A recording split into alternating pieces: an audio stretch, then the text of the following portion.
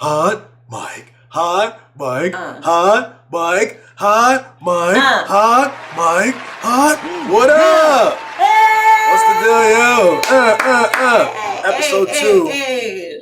Episode 2 of Hot Mic. Welcome. Hello, welcome to Hot Mic. Hot Mic.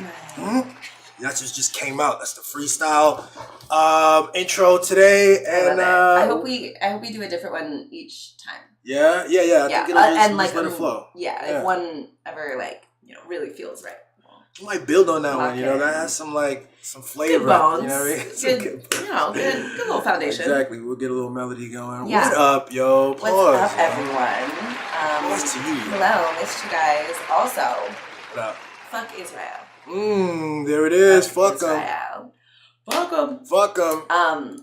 Love it. I mean, we can get to that more later in a later segment. Yeah, we can. But I think it's important to put that front and center as often as we can. Yeah. Because, the bad guys don't want us to. They want us to just ignore it and talk about literally everything else. And so we are going to talk about literally everything else. Yeah. And connect it. So. Yeah, well, it's all connected. And we're going to talk about that a lot. So. And it's just, it's not just what's happening over there. I want to remind people. It's what's happening here. Right. It's what's happening here with Congress people who are nutty and can't speak honestly and openly lying and the media and all kinds of stuff. It's a wild thing. Let's not pretend it's not a wild thing, okay? What's that? All right, so today we got 3 topics we're doing on Hot Mic.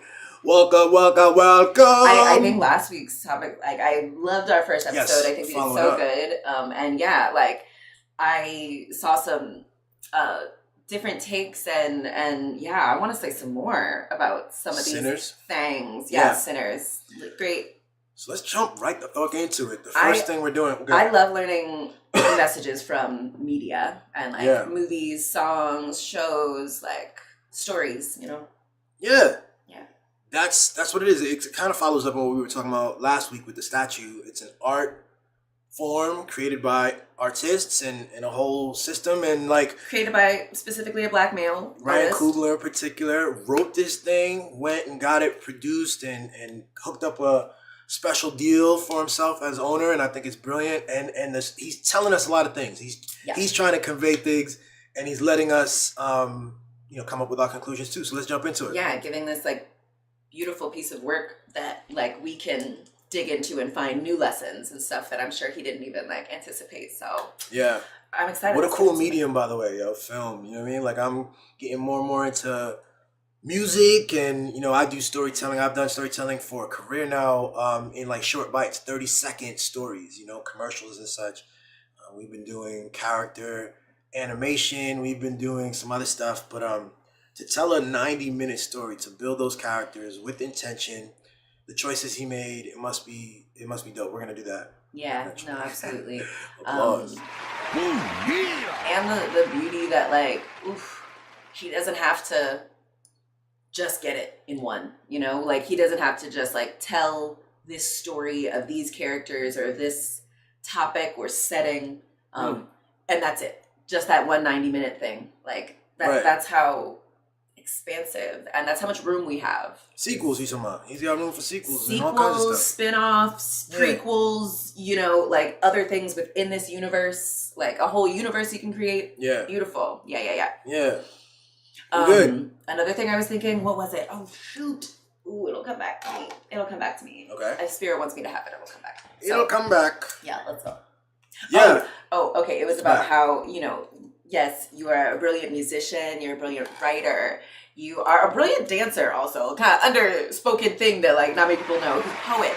And all of these things. And I think Ayanda Stood, another brilliant creator, she gave me the notion of that we are creatively polyamorous. A lot of us have many different passions. Yeah. Not just one medium. Podcasting can be one, but we also are just creatively polyamorous. Yeah. And I think in any good romantic relationship or relationship of passion, we have to make time and space to get to know the object of our affection. Yeah, the different, whatever it all means. It's like a different relationship. It all. Mm-hmm. How funny is it that, like, in both cases, if we're talking about relationships, polyamory, or in terms of art, I was raised on some, like, you don't do that. Like, it's a bad thing. Like, be careful. Pick one thing. Be really good at it. We have that phrase. What's the phrase? A jack of all trades is a master of none. But the full phrase is jack of all trades and a master of none is oftentimes better than a master of one.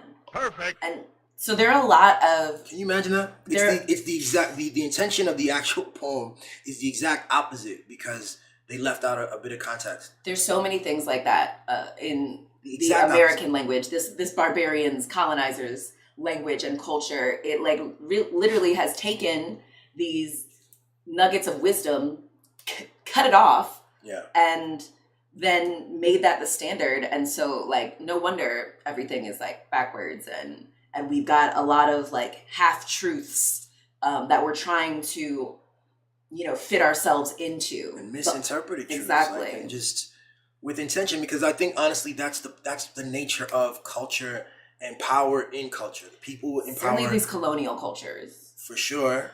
Those are the ones that we are laboring under, and those are the ones that are committing. And I think genocides and more. Those are the ones we got to focus on. But they will interpret any story in a way that favors them. Yes. Those stories that will last are going to be the ones that validate, favors them and disempowers us. And so, I love to question everything, so many things, but there's lots of things. That one, that saying, also the saying, what is it?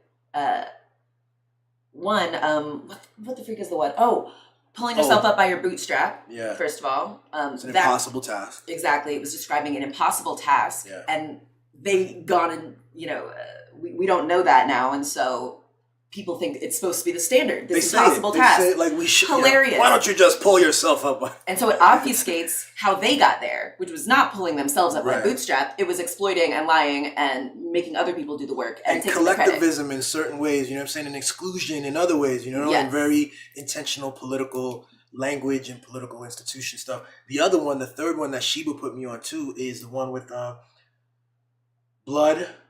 Blood is thicker than water. Blood is thicker than water. Okay, the full thing. This one's wild too. Blood of the battle is thicker than water of the womb.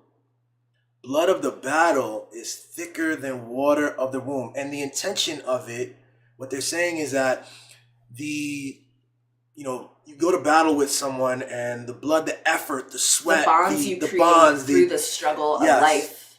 That is stronger than the familial bond of your family. The accident of birth. You just happen to be loosely connected to the same person. Right. That's the intention of that original joint, which is now the opposite. Truncated and used in the opposite way. Like the mafia.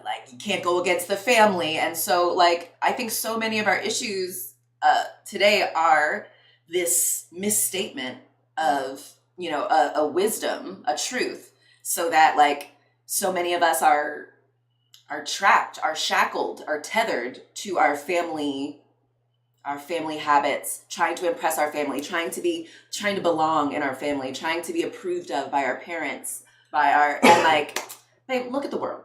I think it's the thing about any of these phrases, right? Just notice that it was taken and misused and warped for a particular reason, but that the bonds with your family are also keen and worth having, and it's something to interrogate. The point is to it's not like telling you to reject your family. What's the other one? The other one's it's notice that the power is using it one way, but it's neither of these are 100% true, but that we've internalized the powerful controlled message.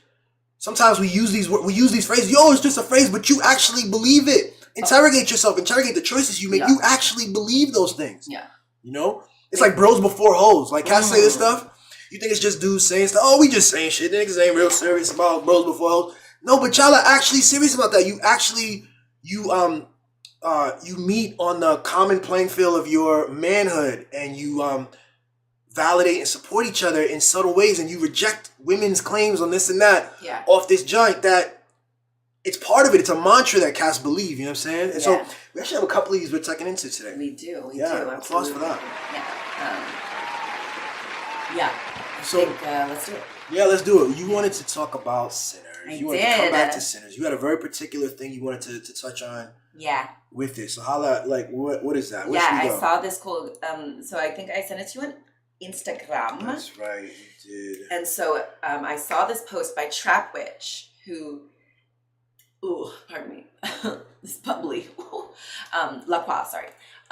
We're boycotting bubbly. Okay. The Trap Witch, they are a great, powerful, divine feminine creator on Instagram. Mm-hmm. And yeah, so she put this in my head about Annie from Sinners and Smoke. So Trap Witch, so this is on Instagram. All right, and then you sent this to me. All right, holla. Yeah, so Annie was mothering Smoke more than he was honoring her. Annie's death to me represented the over-nurturing, emotional depletion, and a woman pouring from her sacred chalice for someone who is not fully worshiping her. So she's this priestess, this powerful woman.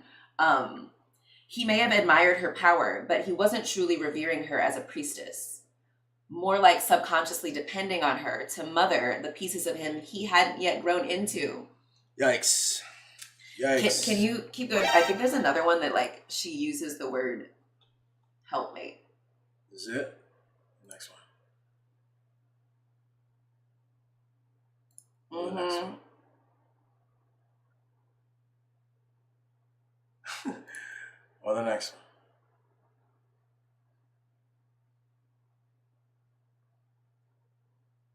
Wow, it keeps going. Okay. Yeah, she gets into it. Yeah, I'm looking for the helpmate joint. You'll tell me. Yeah, me too. Because I literally like. That's why we have the other clip, because I said, let's see. So no, we missed it, huh? Where did I see it? Maybe it's in the thing. So many people. Wow, so many people miss this ancestral curse of many black women and high priestesses. Yes. She's looking in the comments right now, guys. So we're over here. Yeah. I continue. I'm at blah blah blah. Cautionary tale. All right, so look, Sheba sent this to me with this. There was a quote. One of these things has a quote where the Trap Witch uses the word or the phrase "helpmate." What do you need, babe? I'm gonna go back and forth. It's the arrows. And the word "helpmate," and then it was crazy because I had just seen that same day something in the Manosphere that had come across where people were critiquing this video where this dude used the word "helpmate." We're gonna get into that as well. Yeah, so tell me, as I look for this, tell me what comes to you. Well, in relation to this, what she's saying with Smoke, like, I immediately want to defend Smoke. I have to admit that. I have this, like, immediate, like, reaction where I want to go, we don't know the full nature of the relationship. You know what I'm saying? We came in on this particular day. The movie is written definitely by Ryan Coogler, and like it's a perspective where Smoke is the protagonist. Smoke is the look at this bitch. Isn't she awesome? The main guy. You know what I'm saying? So they're not exploring that depth. You know? Oh well. He didn't write it. I'm sorry. He didn't write her with that. Yeah. With that depth and complexity. Like, I think he wanted to honor her. He showed her mysticism and her magic and like her value. She probably kept him alive with that chain that she gave him in the whole deal. She also knew things about the door, and you know what I'm saying? Like, she knew things about like the she understood. She was like, who, like, these white people are weird. So he wrote her with love. He wrote her with respect for her brilliance and her creativity and power. But he also, as a man, probably didn't have this perspective to write what you're pointing to, what she's pointing to. Yeah, absolutely. So yeah, like women are. Yeah, so he comes back after 7 years, gives her a little, "I love you and I miss you," and then he's able to like bend her over and F her. Like, are you kidding? Smash. Like, the Chinese woman. One thing I liked about this film was like the Chinese woman and the singer who turned into a vampire. They both got their pussy ate. I'm like, I love this 1930s Southern town where all these women getting their pussy ate by these men. That's beautiful. For that. But like, how did someone who abandoned his wife for 7 years comes back and doesn't immediately kneel down and start eating that pussy?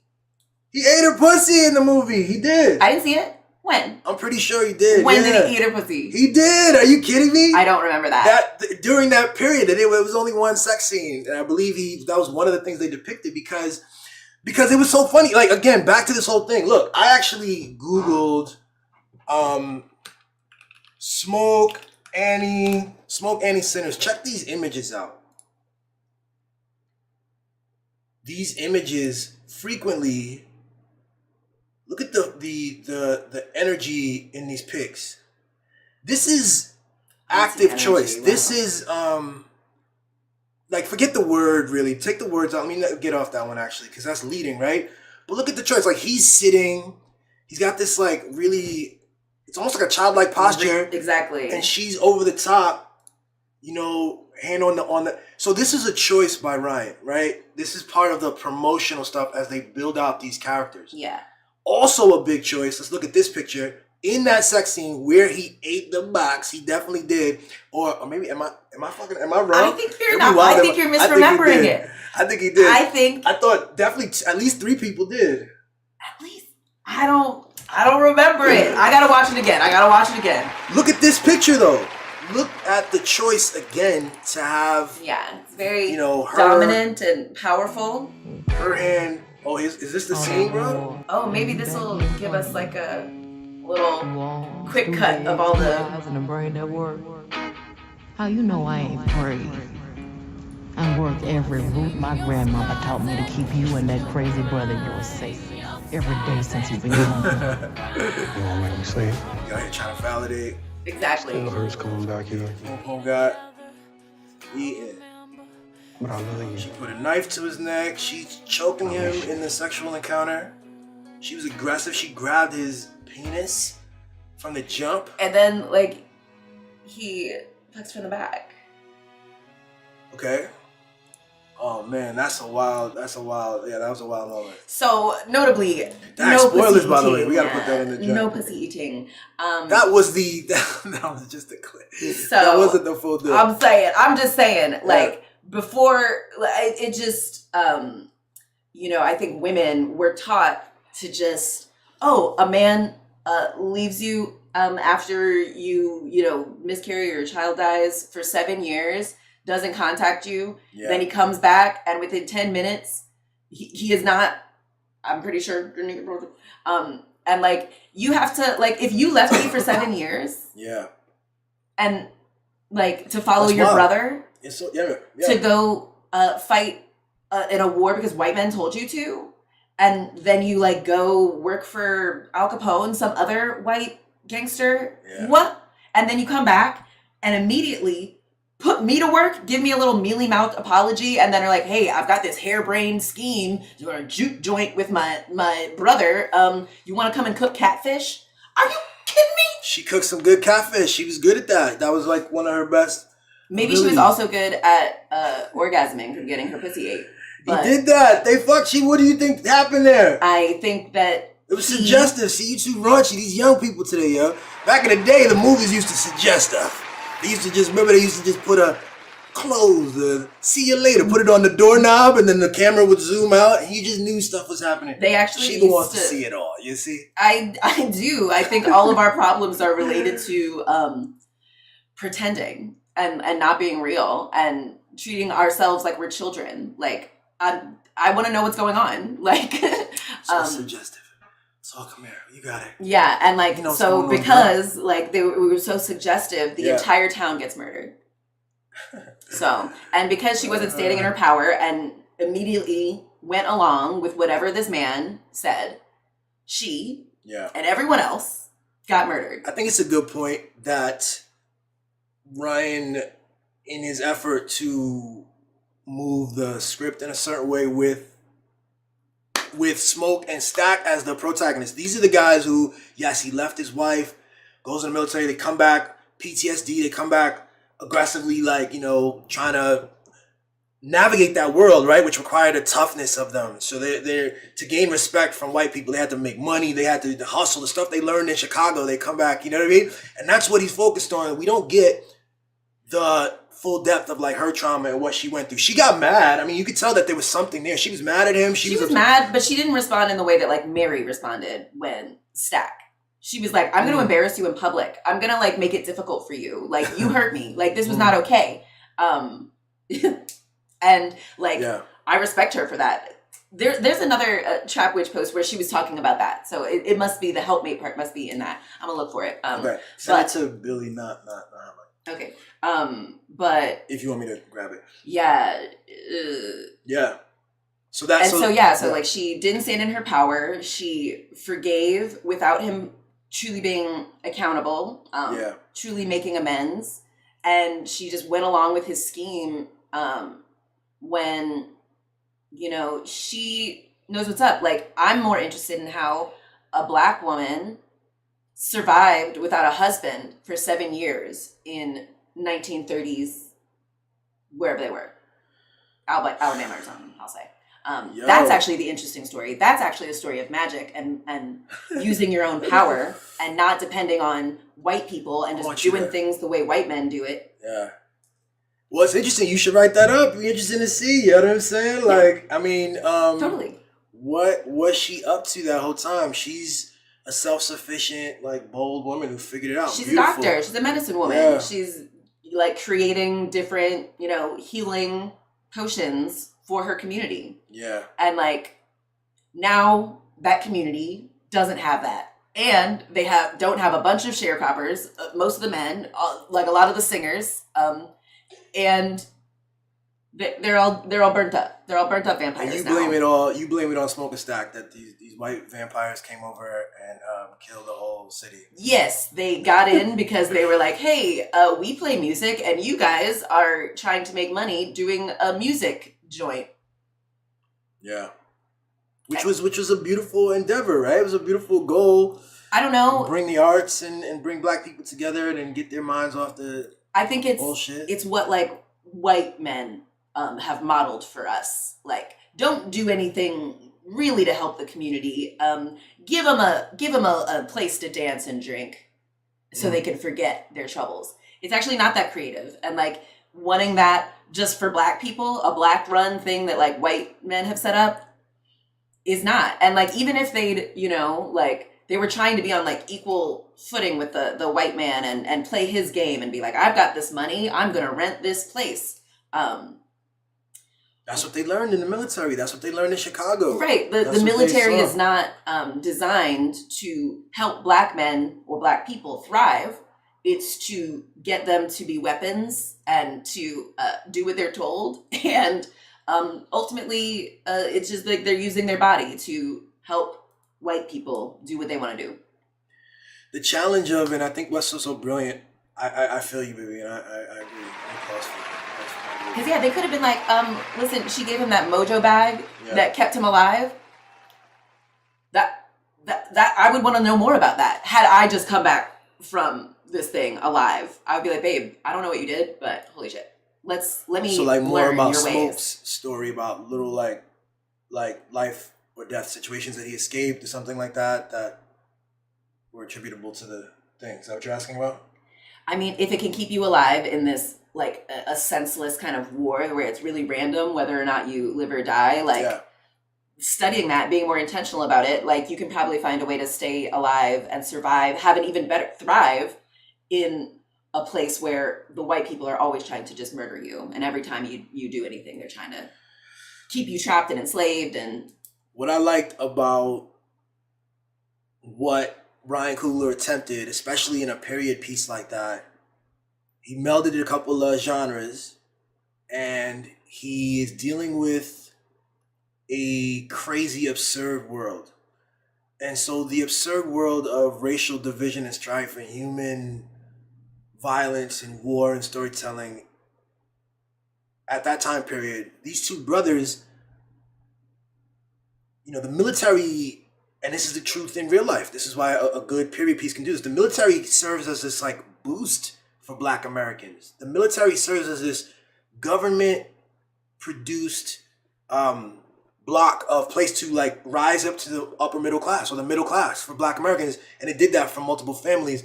And he does that. Then he goes out and like figures out this gangster shit, and he's seen as the man. I mean, both the brothers, they come around and they're seen as like these guys who navigate white world and come back with money, with the capacity to, like everyone's looking up to them, and it shows that, and what it means to be those guys, and like the toughness that they brought. Like they shot somebody right in broad daylight to show like don't mess with them.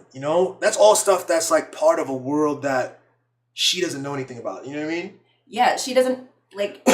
She survived without murdering a bunch of people, without shooting anybody, without shooting anyone, without performing like, oh, I'm this tough guy, don't mess with me. She found a way to make people not mess with her, even though she's a Black woman in the 30s, single Black woman.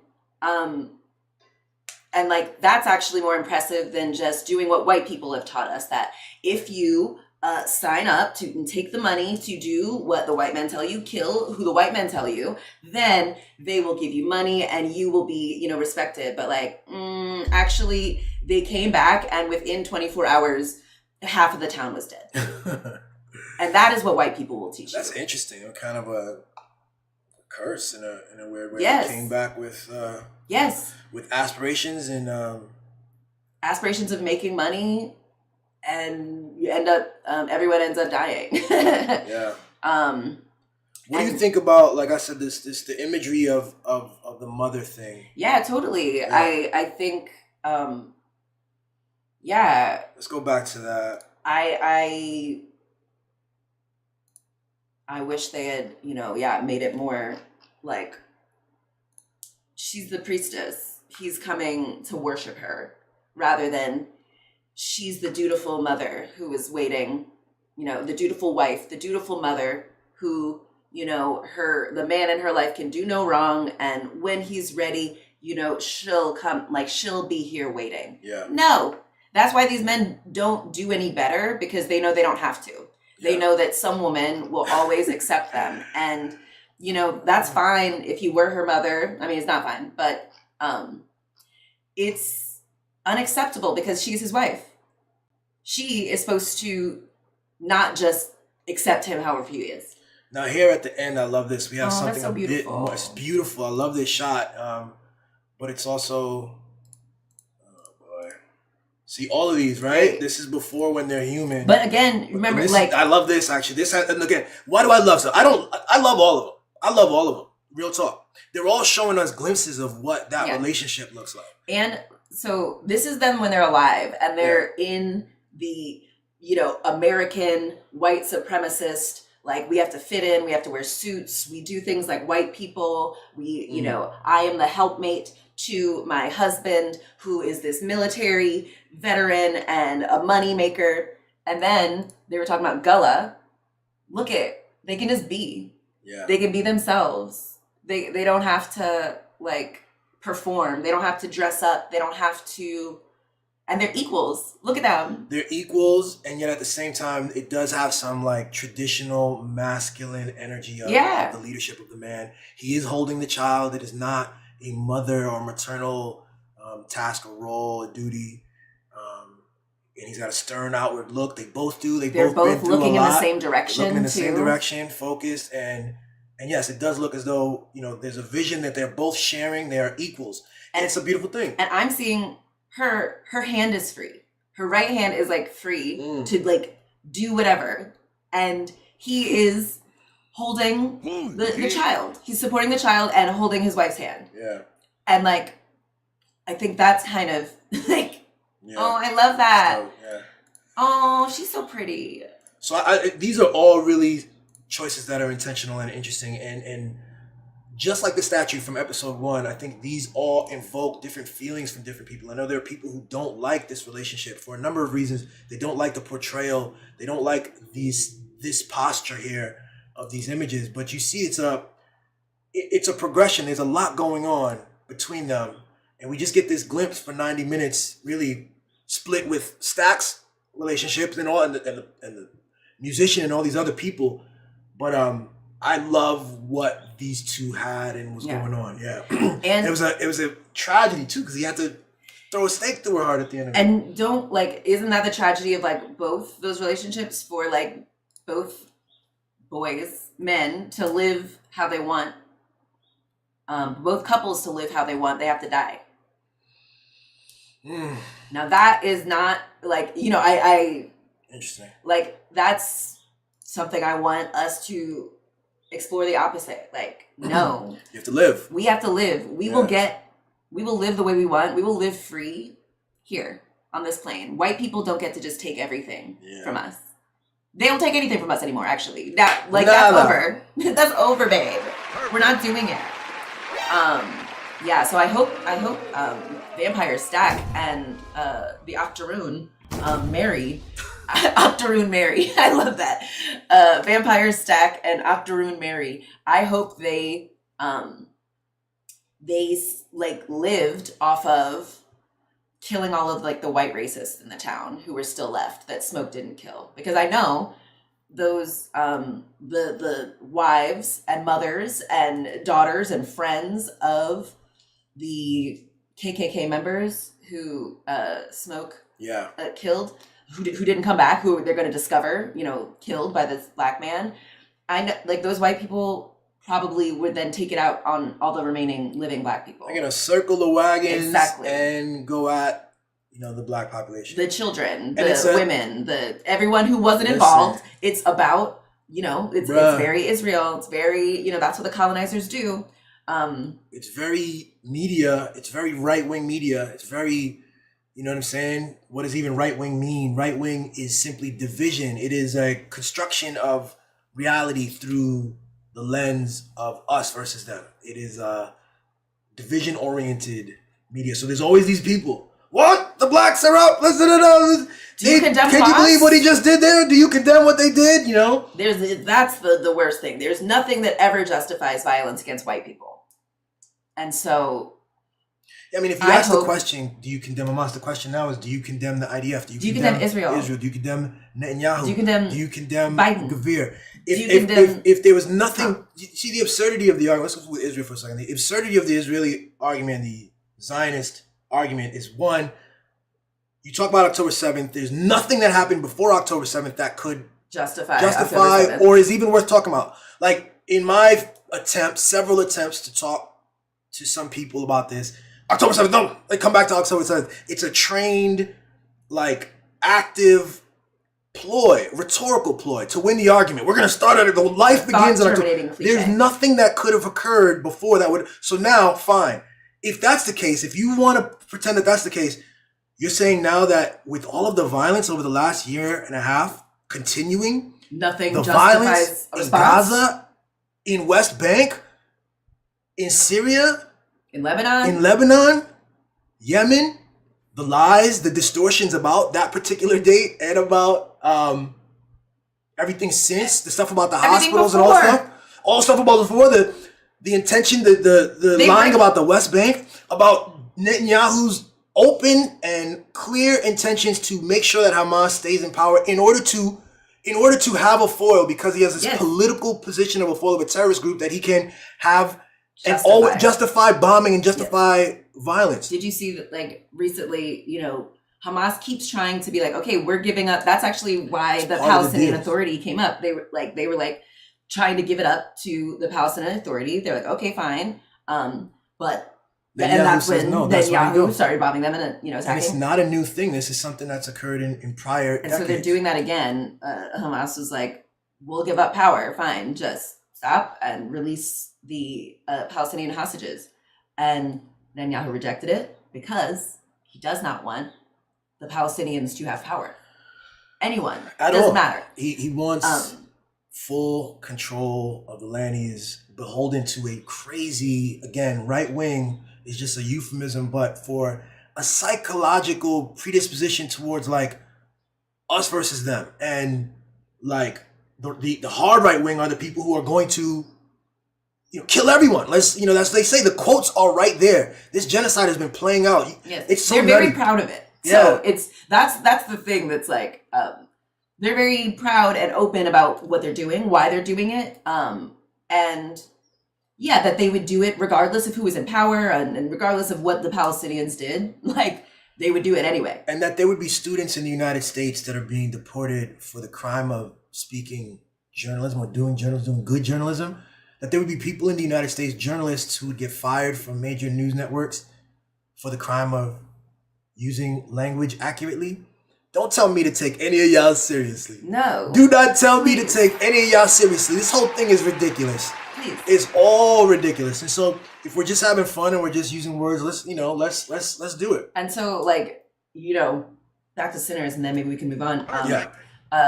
Like that the white people, like, it's like we can't have anything. It's like he gave you the money. Like we're supposed to. That was the reciprocal thing. They paid for the space, the juke joint space. Right, exactly. Why wasn't that it? How come white people are allowed to double cross? White people are allowed to murder. They're allowed to lie. Obviously, they're not allowed to, right? They just do it. So we allow it. We allow them to do all that. And then we say, well, it's not all of them. And let's be polite. We have to. No, we don't, guys. What are we doing? The key thing, and I know we're gonna move on into some of the other stuff with the Manosphere. The key thing to notice is that it's language. Like the laws, the contracts, the agreements are predicated on language. And there's a way of carrying oneself about the language where you say, I love law and I love contracts and I respect law and I respect contracts. And you can build a whole vernacular around the respect and the importance of this. And people can call themselves judges and lawyers and build careers, except when they don't care anymore. Except when they don't care. The international law, the UN will be used to defend this and to protect that, and they will quote this and all these words and all this Sophistry. This sophistry, meaningful sophistry, if you take it seriously, that aims to keep humanity at the front of our relationship with each other across the world. And they will use that. And it's crazy to think until they don't want to use it anymore. Then it's gone. Then it's like, fuck the UN, fuck the ICC, fuck all this stuff. Yes. We just do it. We kill people. We do what we want. Yes. We blow up pagers in a different country that blow up the faces of children. And then they brag about it. That's who white people are. That's who, like, it's even kind of laughable now to think that we put white men in charge of keeping peace, keeping people diplomatic, keeping people honest, when literally all they have used language for is to exploit, extract, and destroy. I was even thinking of like the white vampire, like how they got access is saying the right words, being so polite, and we just want to be unified with you. We just want to give, right? Isn't that how white people do? The powerful thing that the message he used was a message that I think is a universal truth. He couches his evil and his intentions to kill them. He couches it in the language of universal truths like love and unification and all this stuff. Live together forever in peace, but you will have to die against your will first. What a misuse of language. Yeah. We should move on. Okay, and so yeah, back to anyway, like all of this could have been prevented had she Annie fully stood in her power as the priestess, the goddess, the queen, who this man is supposed to be worshiping. He's supposed to be the helpmate to her, holding, like in this picture, like he's holding her child and like listening to her, really respecting her as an authority. So I had also helpmates seen to each other, right? What's missing is that it's probably an entirely one-way deal. So, yeah, it's been missing. Frankly, they haven't been able to build any rapport. He left her 7 years ago, yes. right? They haven't. And so, like, where she, had all this vision and all this creative power, he's like, no, it doesn't matter. Like, I'm gonna go. And then, like, has the nerve to, like, be like, does this juju stuff even work? Like, oh my gosh, these men. But so I'd sent you also this. Yeah, feminine once meant instinctive, sensual, ferocious, wise, but under patriarchy and colonialism. femininity was redefined not as internal authority, but as relational compliance. Yeah. And so, like, women are encouraged to be helpmates to men. So however the men want to do whatever society they want to create, women are here to mind their children, create a legacy, make sure they have a hot meal and a soft place to land. You really gotta pay attention to that because that's really beautifully put, right? Can you say that again? Femininity as its own guide. Feminine once meant instinctive, sensual, ferocious, wise, like an ocean. Right? Deep, profound, untamed. Yeah. But also the center of life. But under patriarchy and colonialism, femininity was redefined by men and white people, not as internal authority, but as relational compliance. Relational compliance, where those words, the first sets of adjectives you used were brilliant adjectives that speak to the depth and the breadth, the brilliance wise. of what the feminine energy brings, what women bring, what men can bring, the brilliance of the feminine energy. And then it's today, and I saw this video of James Earl Jones actually from like the 80s where he's talking about black women, which was odd.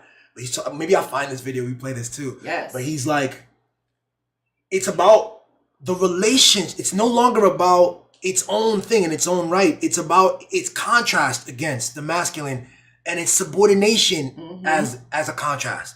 And the requirement to do that. And so failure to do that. This is a powerful thing. This is a crazy shift that produces different stories in the minds of like the children who are learning it, and different stories in the playing out of what like the adults do as well. So that's key. And I think also when I talk about like in Sinners and I talk about like dude and the way he had the image of Smoke and the wife, we use certain words like there was a mothering going on. I think it also challenged, it was a brilliant challenge to the ways that we want to think about Smoke. If we think about Smoke first as a military veteran and a businessman and a tough black man and like a straight shooter, somebody you should respect, and a masculine dude, you do that. And then notice that he gave us a glimpse in the fact that like she put her hands on his neck during sex. And now typically I'm not used to that. Like I caught that immediately. And it shows us he's challenging us. Smoke is more than what you thought. Smoke is wilder and more interesting. His experience with her is more than what you thought. You know, all of the archetypes are being challenged in the movie. So I found that great. All right, but we got to move on because I want to talk now about the second part here, the Manosphere. I love it's related though. I found this other post from Trap Witch where she's talking about Smoke didn't provide. He panicked with a gun. Killing the clan wasn't higher masculine. It was base level vengeance. True protection comes with foresight, not reactive violence. In the end, we have to be real that Smoke failed himself, Annie, and every woman who trusted his word over their own intuition. Priestess women should not follow emotionally stunted men into fire. Oof. A man not emotionally yoked to your path will drag you into his war. If he doesn't honor your divine insight, he is not safe for your gifts. Woo! That's a lot of smoke for Smoke. You know what I'm saying? That's a lot of smoke for Smoke. Got the right name. I think Smoke came at it with what he had, and he was trying to navigate this crazy world that he was thrust in. And the story, I think there's another story that is powerful about her. I think there's another path maybe that she takes. It also, what you're saying, she's not only just a godly priestess woman, she's also a woman with her own frailty. She probably wanted some dick from Smoke. She really wanted it. She's like, you're saying she should hold out on this, and she's like, yes, I want to have some fun. No, not from the man who left me for 7 years. Truly, I have more respect for myself. We're moving forward because this next one is related and it's interesting. Yes. And we call it the Manosphere Dazed and Confused because they are. So check this out. Let me get that. And y'all may say. And Papoose. Come on. The video of Clarissa Shields and Papoose. And y'all may say, oh, this is so nice, this is so sweet, I wish I had a man like this, or this is what men are supposed to do for their women. Well, actually, no. This is Papoose being a helpmate. And no woman wants a perennial helpmate to be with. And even to the women who say they want a partnership, this isn't even a partnership, because if it was, where are the videos of her doing this for him? He ain't doing nothing for her to do. A woman looks to be your helpmate instead of you being her helpmate. A woman wants to be on the sideline. She don't want the man to be on the sideline in every scenario. At some point, she's going to require Papoose to be the one that's out in front instead of her. And if it doesn't happen, she's most likely going to do the same thing to him that Remy Ma did to him. Remy Ma is trash. I'm not on her side. But I'm definitely not on this perennial, lifetime-long helpmate shit for men to do. Women biologically want to look up and adore their mate. This is him looking up and adoring her. We gotta stop it right now. It's dumb. I'll go first on this. Okay. It's ridiculous. So the first thing as a media person, my first thing is I go, who is this guy? It's Mr. Let Go. It's an IG, Facebook guy, social media person trying to get some clicks. And it's completely absurd. We have this video of Papoose giving water to his wife who's doing boxing, or his girlfriend. I think it might be his wife. Not only is his wife doing boxing, she is a professional boxer. That is Clarissa Shields. She's a this is what she does. This is her thing. This is like when you do comedy. If I'm on backstage and I give you some water, or I give you a pep talk and hype you up, which I've done, which I love doing. And he looks into this thing, and there's so many stupid things in there. First, the ideology altogether is stupid. The effort to hold on to these rigid archetypes about what he and she should be doing. The idea that this one little snippet, this 5-second rolling clip of him giving water to his wife, he uses the word perennial several times. What are you talking about? Like, do you even know what the word perennial means, you clown? Absolutely.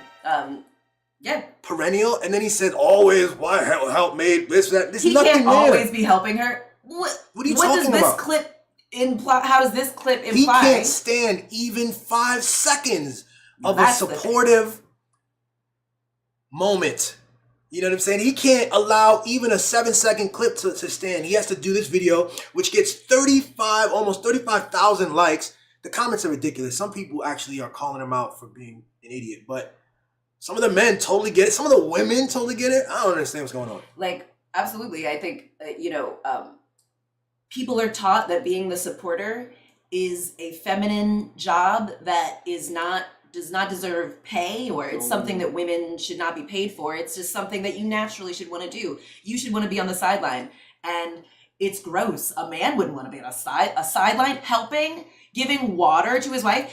That's crazy. It's so funny too, because I'm like, it's her job as a priestess to be in her priestess energy to not accept a man who wouldn't give you water. What are you even doing with me? Of course you give your wife water, you clown. Are you kidding me? You know what? The foundational thing is that you hate your girlfriend. That's the foundational thing. I actually think there's the Manosphere is deeply homoerotic. Yes. They don't like women. Yes. They don't like support. So obviously, if he was doing that, giving water to a dude, first off, you brought this up, right? If he were often those people are men. The people doing the job of pouring water in the mouths of a boxer is a man, right? It's fine. It's love. It's work. They've been training together for this moment. They get paid when he gets paid. It's a whole thing, and it's support. This is even more interesting than that. This is love. They have a relationship beyond the ring, and he's just giving her water, and they can't stand it. And I think it speaks to the whole thing again. In the image of Smoke and Annie standing over him, this sense of like the imagery of what the man and the woman should look like, the before and the back, the leadership, the this. Y'all are too wound up. Y'all need to slow down. You need to relax. The men are lost, yo. Yes. And y'all making the boys lost. Yes. Which is gonna make the girls have bad experiences and make the women have bad experiences. It's a cycle. And if men are men, the men get to actually start the cycle. You get to set the cycle, and it needs to be from love. And I just find these Manosphere people completely ridiculous. And that's kind of why I come for Smoke, because, like, yeah, we have created a society in which we put the men as the leaders. So I expect you to do the work, the healing, to be able to lead, not just lead us back into persistent slavery and oppressive roles that do not align with who we are. So also, is Papoose, what is his job? He's a rapper. Okay, so I don't know if he's like who's more successful, but like he's a well-known, respected rapper.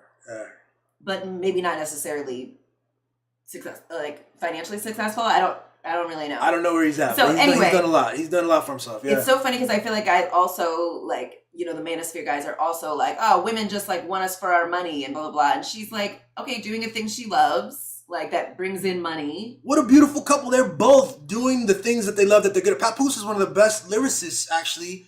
When people really get into it, he's brilliant with that, and he's known for that. And okay, so they're both doing it, and they're figuring it out. And here he's showing love to his wife in her setting, and Cass can't stand it. What's dope is that when you look at him, though, he's in it. Like, he don't care. Look of at, course. He's checking her out. He's making sure she's hydrated. He don't care about some goofball clown. I am Mr. Let Go.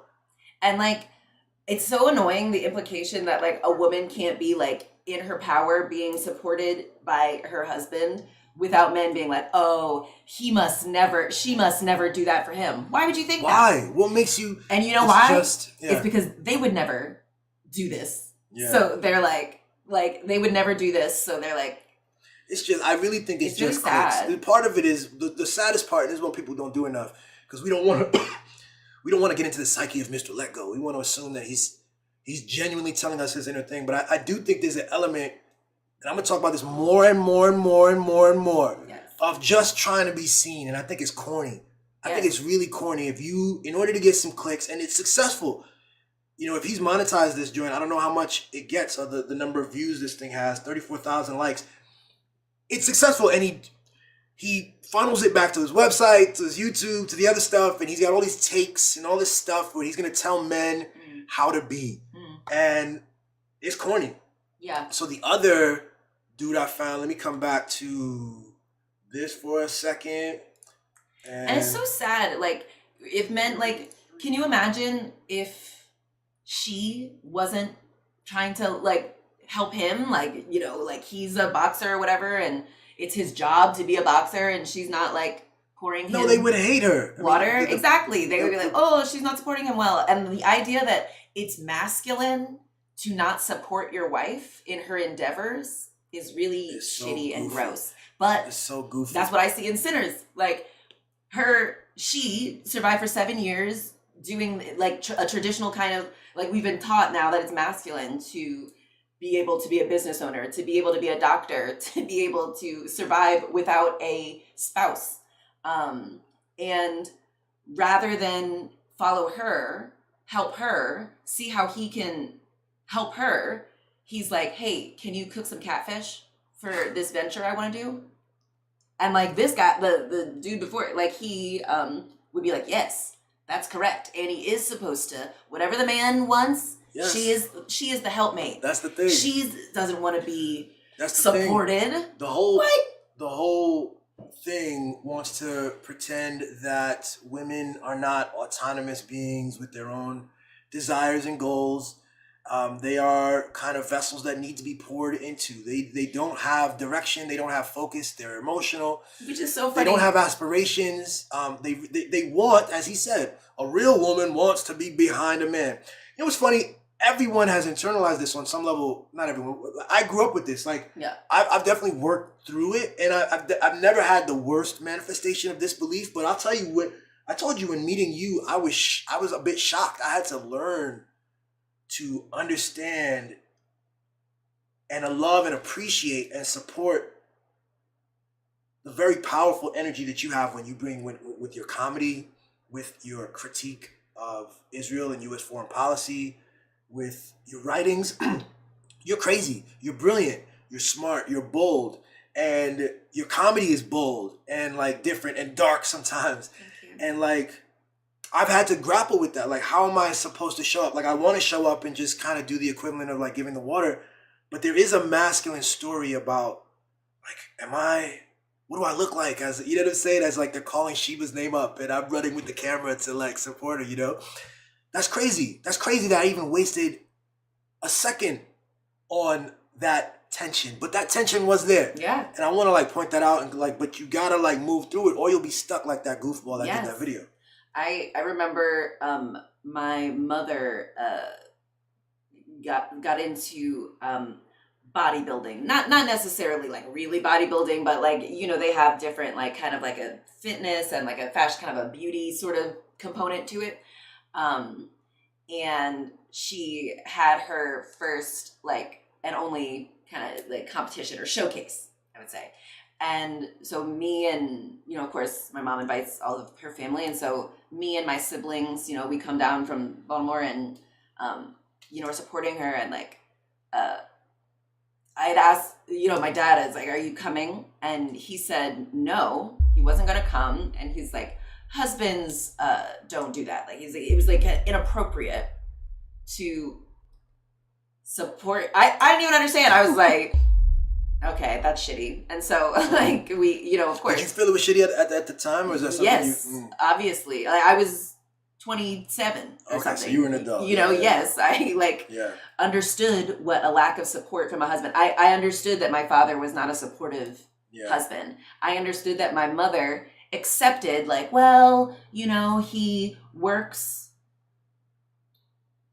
I'm waiting for you to run a list. Literally, like all Black women certainly have accepted is that the man brings home money. He chooses to marry you, hold himself out as your husband, and like, you know, maybe he can live with you. But it's a wild thing. Like, obviously there's the story that you can't teach old dogs new tricks. You can't really, which is not even how dogs work. Men or push men, really, like men in particular, you have to kind of just roll with what they want. I have to just accept that they are not going to change or so evolve. So what happened? Your mom did the show, and your dad wasn't there. Mm-hmm. Okay. Yeah, because my mom understood.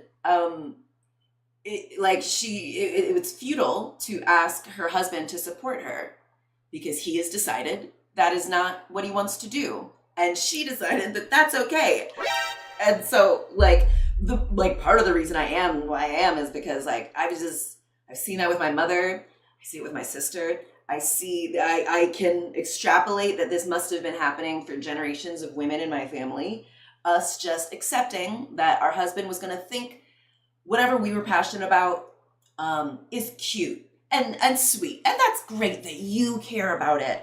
But what the man wants to do is the important thing. His military thing, his comic books, his little whatever he wants to do, that's important. And he gets to do that. And we will, you know, do that for him. We will all as a family support him in that. Yeah. But it's tough. Now, you were 27 in this particular instance. You were able to see it, but, you know, you imagine being a much younger person, being 5, let's say, this manifestation shows up in another way. Yeah. And you're not able to come to that same conclusion. You simply learn, and maybe if you're a boy, you simply learn that response. it is normal. Yes. This is what it is. This is what to expect. This, you know. And, I learned from my mom that, oh, that's okay. It's okay for a man to treat me that way. And we're always dealing with this kind of cultural challenge. And that's why I think it's important for men to like figure out how to be willing to stand on stuff, even in those spaces. It's very easy for people in their identity groups to come up with mythologies. Like he said, men don't. Come on, man. Which is so funny, because my dad was also very autistic and like he wasn't hanging out with men. He like didn't. That's how powerful it is. Go ahead. You don't have to hang out necessarily. It's just known. You know what I mean? Exactly. Like, it's everybody just gets it. It was an assumption. He said it to me very like matter of factly. He's like, no, that husbands don't do that. And I was like, that's pretty interesting. Yeah. Let's get into this other clip here with this other dude. This is more evidence that the Manosphere dudes are absolutely bonkers, yo. Yes. And why would anyone want to be a part of this or to get along with this philosophy? I don't know. She was giving herself away to the assholes. Meanwhile, she was waiting for the good guy. The perfect representation of a man who's husband material. So congrats there, buddy. Bro, If your woman calls you her biggest cheerleader, it's over for you. Look what this says. Happy birthday to the man who stole my heart. You're my biggest cheerleader and wisest encourager. And the fact that he's leaning into her frame, that tells me it's not gonna work out. When your woman calls you her biggest cheerleader, at that moment you're c***ed. Your is grass. Yeah, the part where my biggest cheerleader, yeah, that actually translates to my biggest bitch. And it also He's a clown. Let's pause that right now. Let's chop that. Let's chop that real quick. That's complete nonsense. Fellas, is it gay for your wife to love you? Right, exactly. Yeah. Is it gay for your wife to feel supported by you? It's really dumb. And the guy, I keep him on so we can see just what he looks like. Exactly. Isn't it always this type? But no, I think it's different. Like the black version can look all kinds of different ways. Yes. The white guys have different looks too, but they're all a little goofy in the eyes. You can tell. Yeah. Look, he says let's go reverse order. He says he's leaning in her frame. This is one of the things. I actually do an episode on my show, How Billy Sees It, where I talk about measurement. And this is about this.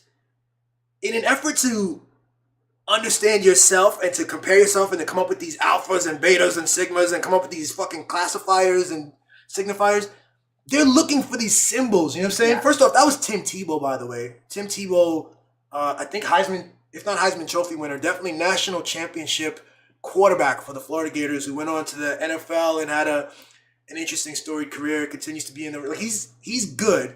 He's an interesting person. He's very Christian. Blah blah blah. This guy is projecting all of his goofy personal fears about how he should look. Again, what does it look like to support? Do I lean into your wife? I grew up in the 90s where dudes took pictures like this. You do the, like, kind of drape yourself over me, and dudes be like this. Do another one. Like, niggas be like this even. Exactly. Like, I'm supposed to be like chasing him. Ooh, you know what that? I hate to, Why? person. No, well, so exactly. I when I see it, I still see lots of men who like this stoic performance of no smile. That's what it is. It's a stoicism, which I think is an interesting philosophy. It's a philosophy that I find very important and valuable. I fuck with it. But there's a stoicism, there's a truth, there's a being in stoicism, and then there's a performance. Yes. And I think a lot of that too comes from like, there were old like gangster pictures and pictures of like kings who, yes, they back in the day used to have to sit in fucking one position while they painted you and shit. So, yeah, and I mean stoicism comes from Marcus Aurelius is a big stoicist, who was a rich kid put in a position of power by his rich dad. King at a very young age. And we have now been taught to think of his way of seeing the world as the most valuable, as the best way. But like, I mean, I think that's why we have a world in which the worst men in the world, we're all scrambling to make their terrible ideas like our reality. Like, it doesn't have to be most valuable. Stoicism actually is a very powerful and important philosophy, especially for people, men who are lost and who are struggling with direction and with like confidence and with like purpose. So you'd also said something about like that's how men think of women, that we need to be led. We don't have a purpose, and so we need supporting the men and creating a house and a home for a man that will give us purpose and direction and things. And like, that's actually men. Men do not have purpose. That's why it's so easy to trick them into military service or being in a gang or following a group of like being on a team, being a cop. Like, men are just so hungry to like have a purpose and to have someone tell them what to do. And they have no intuition, no connection with their own intuition and their personal authority. And so we have this idea that like women are, I mean, I don't know if this white guy's weird, but like women are supposed to be the cheerleaders who are like supporting and following and whatever the men want to do. They don't care about anything. Women, you have no, what do you care about? Anything you care about is not on the level of what I care about. I remember if you guys have read The Alchemist, Great book. I think you can like get a lot of value from it. But one of the things I noticed in it is that like only like the men are really developed. Like the boy, the king, the blah blah blah. There are like two women characters. It's like the mother who like has like one sentence. We don't really talk about her. A witch, and then there is the girl the boy who. It's all about this boy discovering like that everyone has a personal legend, and it's like your responsibility to fulfill that, to go out on it and fulfill it. And so the whole book is him going on his personal legend to like find the alchemist and then get a great treasure in Egypt. Okay, and so as he's on this journey, he gets caught up in they have to stop in an oasis because there's fighting or something, and so they have to just chill there and wait for that to die down. And while he's there, the boy, he meets a girl who lives in the oasis, and they fall in love, and it's beautiful. So when the fighting clears and he can continue on to his personal legend, to the pyramids, he's like, I love you so much. Come with me. Nothing would make me happier. And the girl says, the man who wrote the book said, the girl says, no, I don't want to go. I've already, meeting you was my personal legend. And so, I hope that you come back, but if you don't, then like, I'll look for you in the clouds and this whole kind of thing. And I'm just like, men have been taught that women's whole existence, my personal legend, is to wait for some man with a cool personal legend to find me, then go on his personal legend, and then if he accomplishes it, come back. 7 years, I'll come back, and then I'll create a family with him. Pop that pussy for me 7 years later, girl. Holla. And I'm just like, bro, why? Like, it's so funny because men's personal journey is always just like trying to find some other man to tell him what the personal journey is, and like we're women, like we're taught to like not have our own personal things, to think that the things that we dream of are like cute but never gonna happen. And like I think that's why the world looks the way it does. We have been, I've been doing a lot of healing within my own family line of just like going along with whatever the man wants to do and making that our ceiling. And this is why, like, the people who don't understand DEI, thank you, baby. The people who don't understand DEI, like this politicization of diversity as a bad thing, is so stupid and so harmful and counterproductive and so unnatural. This idea that only good things come from men or from white men. Only the best ideas come from white men like Donald Trump and Elon Musk and the whole group of guys, Rubio and these people. Mm-hmm. It's wrong. It's not true. Mm-hmm. They're trapped in a story. Just like I like that you said the author wrote that the girl said. Yes. It's just like in Sinners. Coogler wrote that she did that because he was writing for the main character who was a man. He was telling a story. And this is why, like, this is the DEI thing, I intentionally want to read more Black female authors. Black female fiction. I read a lot of nonfiction, and Sheba's been helping me get into the fiction space more, the creative space, because there's so much there. And female writers, because it's a different story. It's an entirely different approach to the storytelling than we've been taught from the 007 characters who are very, one-dimensional, and they do all these things for their boss. They commit atrocities and they just kind of get off scot-free. They're singularly focused and on they're really this good at assignment this that one thing. someone else Mission gave Impossible. them. Exactly. And they get they get a new girl in every movie, and it's that's our fantasy. That's a male fantasy. And the woman just exists as a spoil for the man who has done a thing that another man told him to do successfully.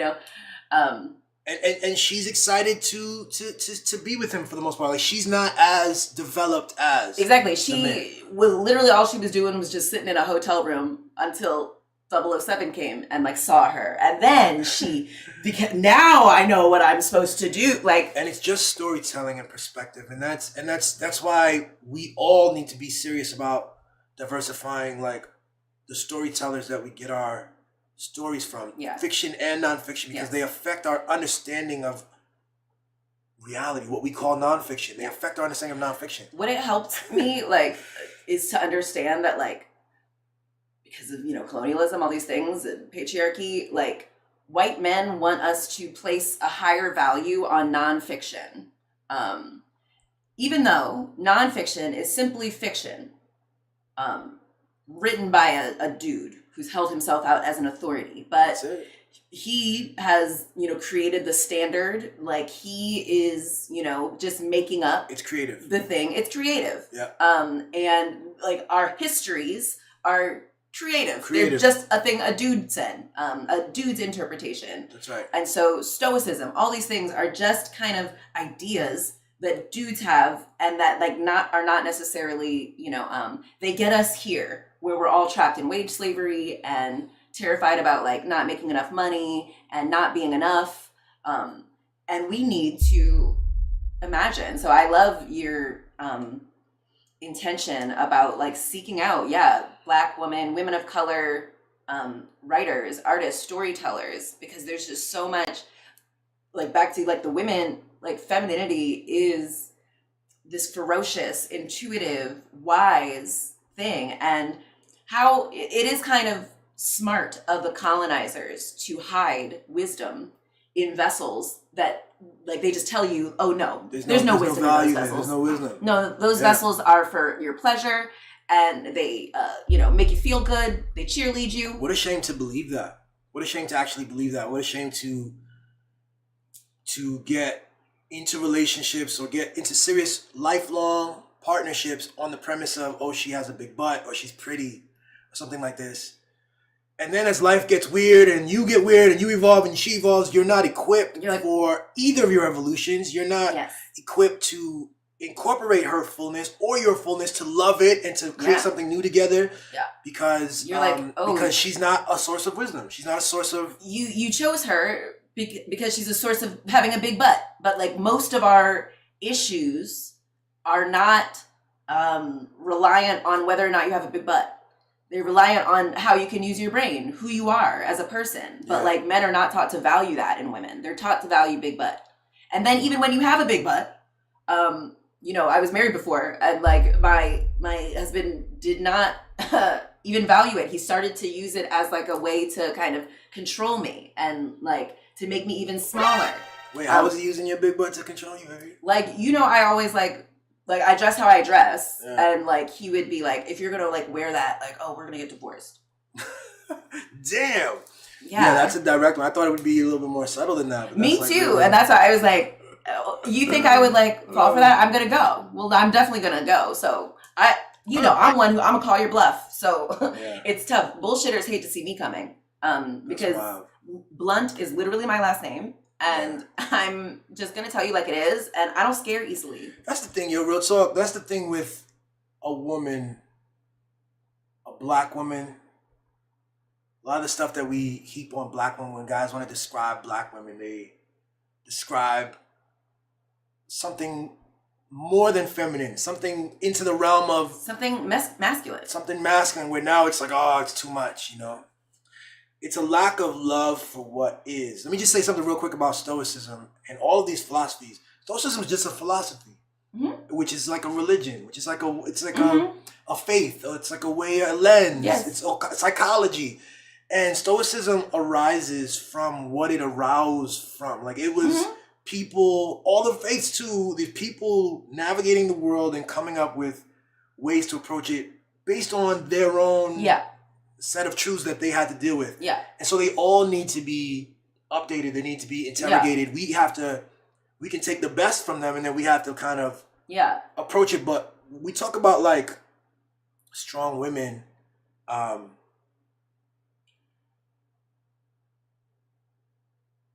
We have to let go. You have to learn to let go of the archetypes. If you can't let go of the archetypes with a free feminine being, you're just gonna create problems for yourself, and it'll be entirely in your brain. I wrote this thing about an ex-girlfriend, a girl from college, who I got into her diary, and I read some of the stuff she wrote in her diary. She's somebody who used to call herself a witch back in high school and stuff like this.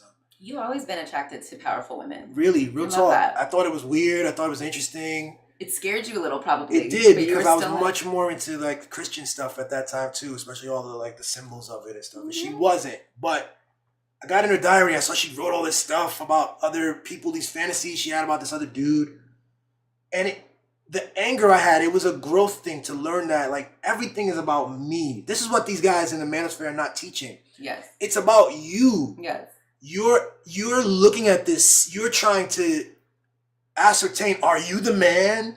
Are you the man? How can I be the man? How can I look like the man? Yeah. Well, how do you define that? Well, Yeah. don't lean into her frame. Shit like this.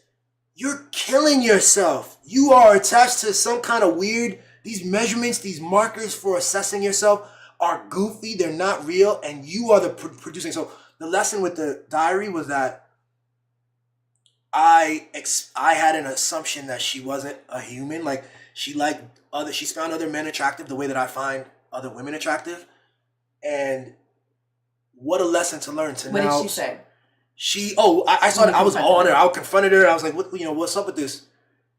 And she was upset that I violated her privacy, first off. But she actually handled that real chill. And she said, Billy, I'm sorry that my words offended you, but don't I have the right to my thoughts? Aren't I entitled to my thoughts? Not just the privacy. See, privacy is one thing. It's one thing, and Exactly. everyone can kind of generally agree on that. So that's true. I violated that. Then it's her thoughts.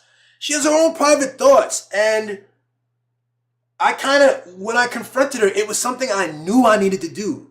Like, as somebody who's watched TV and seen relationships, and like, I knew I needed to model this thing. It was important. Like, that's what men do. If I didn't do that, You know what's so interesting? That brings me back to when I was a kid, maybe 12 or something.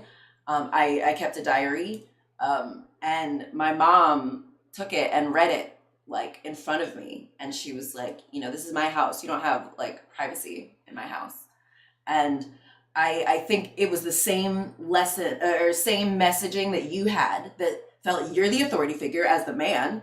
Somehow, like the same aged man, you are the authority. Yeah. You are entitled to see. There's no secrets around me. What are you thinking? You're entitled to her thoughts. Just like I think, we put our parents in the authority figure, and so if they control the money, they control where you live. They also control your thoughts. Your thoughts are not your own. There is no safety even within your mind. That's the message that I got from that. And it took me a really long time before I felt safe writing my thoughts again. And you know what? Like, how sad for the world. Who knows? Maybe like some of the stuff I'm coming up with now, I could have been Sheba processed. writes daily, bro. Sheba goes in front of this. We have this massive mirror in our home, and she writes. She's now, I think, her third diary book in the last 2 or 3 years. Just writing through. I know I have the leeway to look at it, and I do occasionally. And they're just like, they range. First off, you can't read that shit, by the way. Chicken scratch. But then you got better, actually, and it's I it's wonder. legible. I wonder if the reason like my writing was so illegible on some way was like I was trying to protect myself. I was trying to keep it private for me. I was trying to like find a way to get my thoughts out, but not have them be readable. These to are other indiscernible people. symbols at this point. Exactly. And I remember when I was like, you know what? I deserve to remember what I said. Yeah. I deserve to be able to decipher my own writing, because No, I even couldn't see it. It's legible now, and it's just it's an interesting range of stuff, and I'm glad that you do it, and it just comes from you, and you're driven by it. So it's beautiful. Is this a segue into talking about us, me and you? Yeah, totally. I also love like just like weaving. We've been doing it the whole time, so. But absolutely. So. All right, our third segment is about us. I mean, this whole thing has been Sinners, the relationship between Smoke and his wife, the Manosphere, how these men think that men should be interacting with their wives and their girlfriends, the messages that they're telling us, why, and now just Sheba and I. We kind of like started a bit already, but even the thing with the diary and my ex, these were all lessons that I'm so grateful that I've brought into our relationship, where what we have is what we have, and it's completely brilliantly unique, and I'm so happy for it. One of the most like I think romantic things that you do just like casually, like I'll be writing in my diary, and Billy will come in and I'll like notice him, like notice me, and like, and he'll stare at me so lovingly, and then you'll be like, could you share some of, like, are you comfortable sharing? And like, it's so beautiful that you're interested in my thoughts. And so like interested in it, not because you're trying to like find where I've been, you know, being dishonest and trying to disrespect you.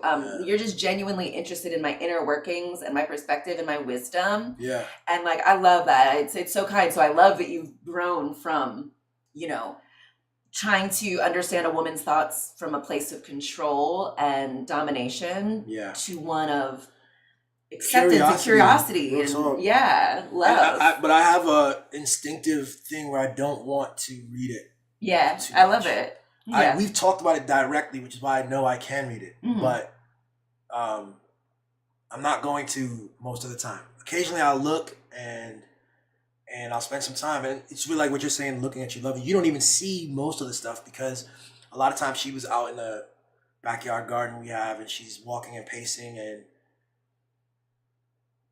listening to music, singing, thinking out loud. Like I can hear her through the window pane. Like she's actually just like talking out loud these things. She's like, she's arguing with somebody. She's talking interesting ideas. You know what I'm saying? And yeah, I'm really like, I'm looking in the window like, wow, yo, what the fuck? These are actually really, like those things that you see me doing, they're actually really powerful manifestation, reality creation techniques. So like writing out, sometimes it's called scripting, and you write about your vision as if it's already happened. You're like, oh my God, I'm so glad that this like worked out. Like it was a miracle. It was all of this. And eventually it comes true. Literally, that is how reality works. And so I can't remember what it's called. I think it's called vocation. When you speak, you're like just talking to yourself. And so like, I think one of the many reasons that like I'm good at improv, I'm good, you know, just off the cuff, because this is kind of not the first time I've had these conversations. I have already had it's not the first time I've heard myself say some of these things. So it's easier. It's like, I'm not like, oh, was that right? Was that, it's just what needs to come. And you're so in tune, you develop an in-tuneness with your inner voice and that inner conversation. And I know it's a loving inner voice. I know that you practice this intentionally, but you're also a beautiful person. So it's easy to have a beautiful inner conversation. And this is something that I learned too, because I'm trying to tell cats for real. I'm trying to tell men for real. Like, it's not silly. It's not feminine. It's not something to avoid. It's also not dangerous or blasphemous or any other kind of word. To develop an inner dialogue with oneself that is loving and consistent and supportive. I spent my early 20s with an inner dialogue of aggressive, go get it, grind, you're not good enough, you're not working. No, I am good enough, but you're not working hard enough. People are out working, you get up. Isn't that, and I want to say again that it was valuable to develop this sort of discipline that way. So I did that. But to transition into like a conversation of love. And that's the problem with these Manosphere motherfuckers, yo. Because this stuff, they train each other in fearful about whatever your expression is. Whatever the key is to love your expression. Whatever your expression is, to go, that's dope. I love that. But if you feel inclined to lean forward into your wife, somebody's watching you, they're gonna judge your masculinity on that. If you express with more colors in your clothing, or paint your nails, or laugh too boisterously, or anything can be a source of this sort of critique for the masculine performance. And that's why they're so rigid and goofy and robotic and problematic and easily triggered, because they have a fragile facade that they've built. And you got to get rid of that. And peace, love comes from that. Yes. And true masculinity. True masculinity. There's nothing sexier than a man who isn't constantly trying to be approved by other men and trying to like make sure other men don't think that he loves his wife too much. No, like, ew, what? Wild son. Even the idea of like nail polish, like nails, like, you know, men are taught to not see the wisdom in beauty, in feminine things, in art, you know, like in beautifying oneself. Wait, is it making money? What do you mean? Art? What's art? Like, exactly. And like, Content? yes. You mean content? For It's so clicks funny and too money? because like men are not even good at making money. That's why you guys are always chasing it. That's why you guys are always feeling like you never have enough. That's why you guys can never stop, you know, going, like applying to jobs. You never stop. You know, a lot of men keep themselves quiet. They don't say anything about Israel. They don't say anything about any rich man, anything about the U.S. empire because they need to get that money. It's a bad philosophy. You're exactly right. That driver, you have to come to realization it's not real. It's not. Like, it's like a lot of these other things. It's a moving not goalpost. real. And it's a moving goalpost. And as soon as you achieve it, the standard of life jumps somehow. And beyond that, your own goals, your sense of self is attached to, and I've been a victim of this. Your sense of self is attached to that ability to keep setting a new thing and meeting that. And you have to develop a happiness. You have to develop a presence, an acceptance. You know what's interesting too? Like, that's what wealth is. yes. That's what wealth truly. is. Yes. Elon Musk has all this money in the world, and still so unhappy. Still no one likes him, you know? Still using all of his money to try to, you know, gender affirming care and, you know, affirm that he's a man, he's strong. And it's like so sad. It's sad. It's very sad. And he's a perfect example. There are others, you know, you can think of them off the top of your head, rich people who are unhappy, who are clearly unhappy, Yes. whether it's legal troubles or other things we can't see. Hunter Biden. And so, or even their sense worth, like some people are born into a certain set of privileges. They don't ever they don't ever get tested. They don't know. You know, you have to kind of love where you're at. And the problem is that this manosphere stuff, the archetypes, they don't let you be. Yes. They don't let you be. Yes. There's way too many requirements on your performance that Yes. some people want, like for instance, this, you know, I couldn't find the clip. This dude from the Pop the Balloons joint, he's a high value man because he's 6 feet tall and he has six figures. When someone asked him why he's high value, I'm 6 feet tall, I'm six figures, and he was like, and they kind of looked at him, and so you saw him like keep going. He felt like he had to keep going, and he hit him with numbers. I don't know. Only 9% of the population is 6 feet and above, and blah, blah, Okay, so Donald Trump is a high value man now. Just that man who's shaped like an ice cream cone. Metrics that are invented that are in your brain alone and that were invented valuable probably by tall rich men. Right. Of course they want that to be the standard of value. Like, but like, so I'm supposed to not feel like I'm valuable because I'm not a man who is 6 feet tall or I do make six figures. Some people will tell you that. Some people will tell you that. Which is so funny because those same type of guys will tell women that like, no one cares that you make six figures. No one cares that you have these interests. It's a different standard for women. It's an entirely different standard for women. Which is so funny because the standard for y'all. Like, because it's a male-oriented thing. The men created their own insane trap of standards that they can't meet. If you're born, I'm 5'9", you better love yourself at 5'9". And, you know, I'm lucky enough that I've hit that six-figure thing, you know what I'm saying? And I've moved on and I've got all these, you know. And men are lucky enough that, like, yeah, it's nice to, like, have 6 feet, but, like, we still consider high-value men. Kevin Hart is still considered high value. You know, lots of men who are not 6 feet are the still money thing is the money thing tops. is the important thing. And it's a thing that might be difficult, but it is attainable. It is something you can do things in order to attain that. Yeah. If you're like the standards that women have are things that we just have to either be or not, we have no control over. Like a woman being tall, like she can't do anything about that. A woman being like a thicker, you know, bone structure, body structure, like not having the right Eurocentric arrangement, ableism. It's all dumb. So like she can't do anything, like, and so it doesn't matter if she is able to make money, even though it should be like even more. Look, if she doesn't have all those things, and she's still. If a man was able to make these six figures and he wasn't, he was short, he was ugly, all these things, we would take his ability to make six figures as further evidence of his value. Yeah, successfully, you know, overcame these whatever. But like an ugly woman making six figures, that should be extra impressive. Yeah, see, this is why it's helpful to notice and grow. To notice it's okay that maybe for a period in your life you overvalue big booties, that you maybe this and that, but then you you move on. You realize that you have to ground yourself in something deeper. Yes, being an adult. For yourself, your own definition of what value is for yourself, and for your identity group, and for the opposite one. Yeah. Leave room and leave it free. So we're talking about like individual identities, but now as a couple, before we jump off, we've been on for like an hour and a half. Before we jump off, baby, applause for us. I don't have us as a couple, real quick, like maybe in contrast to Smoke, in contrast to the Manosphere stuff on how relationships should be. Let's be clear, the Manosphere stuff, they don't believe that heterosexual loving relationships are possible, right? They believe that everything's transactional. They believe that everything's about performance and transaction, and she's a gold digger, and you need to be rich so that you can afford a gold digger, and there's nothing else that there is, right? Exactly. And I don't think that we're not that at all. Like, we have love here.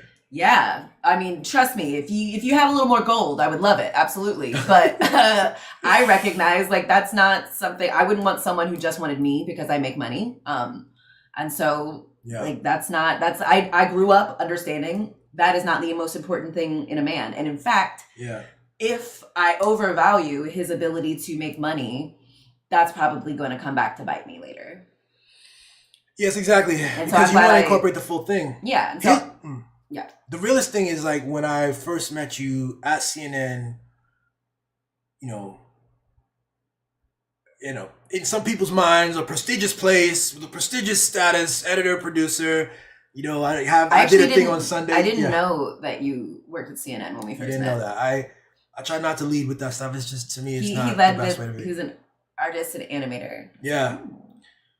6-figure earner, much above it, much into it, plus overtime and like other contracts and other side businesses and stuff. Like, what did you make? What was like the number? With CNN, it was 115, and then plus overtime and bonuses. Like I could make like 140 a year just from CNN, and then I would do other projects.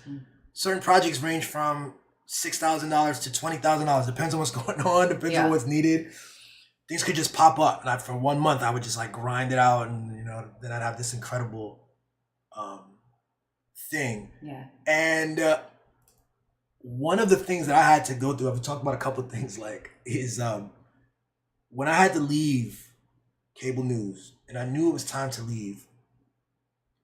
The deep fear, the amount of effort and work and the build up that I'd made in order to become the person who was at CNN, who was living comfortably with that income. And then we got married, and my anxiety was like, you can't, like, you need this consistent thing. This is consistent now. Sheba expects this. You're getting married. Sheba expects this. You need to be consistent. The idea about what's expected in your head was prevalent in my head. It was actually what you were expecting. Without really talking to you. I talked to you, but without, like, I assigned certain things to you. Yeah. And the key thing I want to just point out is, like, you put a battery in my back and allowed me to trust. I had to trust you, and you trusted me, and we talked deeply about it and said it was the right thing to do. You actually loved that I was making that choice. You thought it was a brilliant choice. And you were supportive, and you knew that I could, like, I'd had a successful business with BB Digital, that I could figure this out. But the challenge is, so as soon as I left, I started to get clients, and I was being, things were making sense. I was like, oh shit, this worked, like the first year, like there was constant stuff. And then it started to dry a little bit. And I remember I had a period where the savings were depleting and no clients were coming. And I had a period of, I remember it was 4 months of no clients. And I was so distraught in a way that I probably haven't fully conveyed to you still to this day. Do you remember what, around, when those 4 months were? If I left in 2020, then it would have to be 2021, like late 2021. Yeah, you left in 2021, in the early 2020, on January 1st. So maybe late 2022 then, mid to late 2022. Yeah. We would be babysitting with the kids and this and that. And I was just like, I put some apps out, and I was waiting, and I couldn't contribute to the mortgage. And man, my inner voice, my inner anxiety, I was looking at you, I'm looking at your body language, I'm looking at your face, I'm anticipating every potential displeasure and like trying to steel myself for that, and also to like prove value in other ways. Like I'm more readily like, it was a tough period. And so then when things started to pick up again and clients started to come again and things made sense again, it was all. But I'll tell you what, that period, yo, I want to thank you so much. I don't think everyone has a Sheba. To feel confident first to leave that corporate world and that 6-figure salary and that comfort in the first place, and to be told that it would be okay, and then I respect your principled decision, Billy, and I love it, in fact. But then when like show and prove, when the things got weird, you were so you were totally like, you never, not once did you bring it up in some kind of an interesting way. I would update about like where jobs were at and things, and you were like, you got it, baby, Billy, trust it. And like, in fact, you were like, yo, take the time. Like the universe is giving you a time to be free. Yes. Be free. Do whatever you want. The universe doesn't want you to be like desperate and just taking whatever thing. Like that's why you're getting out of CNN. Like you're not just doing whatever for a stable paycheck. You're betting on yourself. So rest, chill. Yes. You kept saying rest. And be discerning. And I'm like, the first couple times you'd say rest, like it was actually bothersome to me because it's like bad advice. You know what I'm saying? That's the framework that we have. Rest, what are you talking about? I've already missed, or I'm about to miss my first month. I'm about to go take some jobs on Fiverr. Things that I do shit for, like I said, 6,000, 4,000. Like my projects, I do big projects. I do a very high quality product for people. Yeah. And I'm like, okay, let me go do some stuff at a much reduced rate so that I can contribute. And you were like, Billy, trust, it's okay. And I'm like, I'm so grateful for that. And I'm constantly reminded that most men don't have that. And so this Manosphere critique, the inner critique, the noises from the childhood and from the parents and from the spouse, the real and imagined, that's all driving this sort of like, this fearful robotic thing that I feel so like I've been able to break free from that and just engage with you, engage with my wife, engage with myself. And I want that for more men because I think we have a better world if more men have something like that. Me too. It like reminds me of the Papoose and Clarissa Ward. Is that her name? Shields, right. Clarissa Shields. So that guy is like, men aren't supposed to be the helpmate. Men aren't supposed to support. Men are supposed to be in the ring. Women are on the sidelines. And I think you might have been grappling with some of that ingrained propaganda, indoctrination, that like, you're not supposed to feel comfortable resting on the sideline, supporting your wife who's making money. That's the man's job. Right. He makes the money. And I was like, I mean, so why? Why stress yourself out? Yeah. Why, go be doing, bending over backwards, trying to sell your body to the highest bidding man? Babe, no. Sell my time. That's what she means, by the way, guys, just to clarify. His time and your body, though. Like, you use your body to do the work that you do. Yeah. And we're not taught to think about it that, like, for men, but, like, football players are owned by white men who trade them at will, and when their bodies are not performing how those white men want, they discard you. And men are so afraid of being discarded and they're so afraid of being in a support role where they have to trust on someone else who is a woman. Like they can rely and trust in a man. That's the proper order somehow. But like a woman who is like, no, take a break, rest, you're good. Can you support us? Can you make dinner? Can you we have there is work to be done. And I've got the money part. So what else can you do? What else are you good for? If you're only good for making money, that's the thing too. It's like men are taught to think they're only good for making money, but they also resent that people are like, oh, you're only good for making money. And I'm like, no, you're not. You're good for lots of things. And what's good is real talk. You say, what am I good for? The good thing is that I was oriented to that place already, so I'm already like taking You're always such up, a helpful person. I'm trying to take up this stuff, and you were the one saying you're good by just being actually. Mm-hmm. You've Like done enough. you would cook dinner too. Yeah. You would do all kinds of, you would. Yeah, it's not like you weren't saying be useful some way. Exactly. Because this is still occupy yourself. This be is productive. still Yes. a rehashing of the problem. Literally. You know? So you didn't do that, and I'm so grateful for that again. Yeah. And that's the kind of fluid,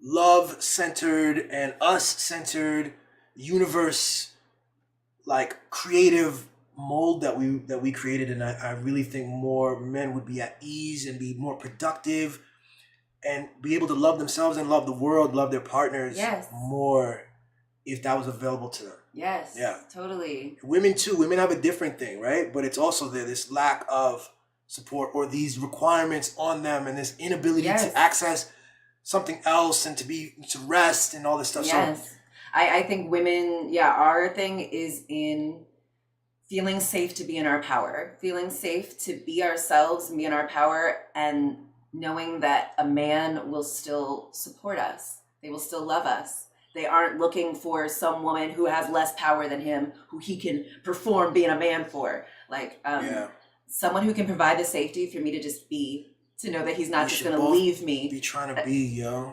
Yeah. Exactly. I have, my, one of my favorite tattoos is one written in Billy's handwriting, Esse quam videri, which means to be rather than to seem.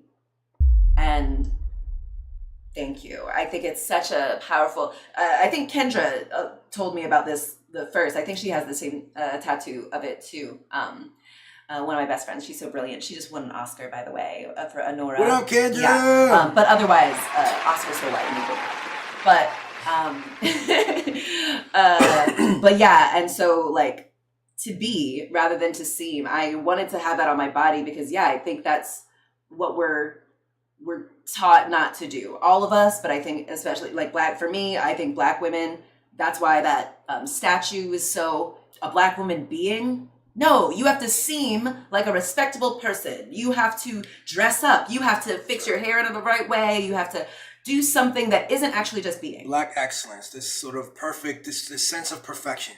We burden the men with it, we burden the women with it, and everyone just carries the burden. And the people who shed the burdens, we all dislike the people who shed the burdens. I'm like, we dislike them, but we still pay them. We all, yes, a good number of us. Enough of us dislike, but like enough.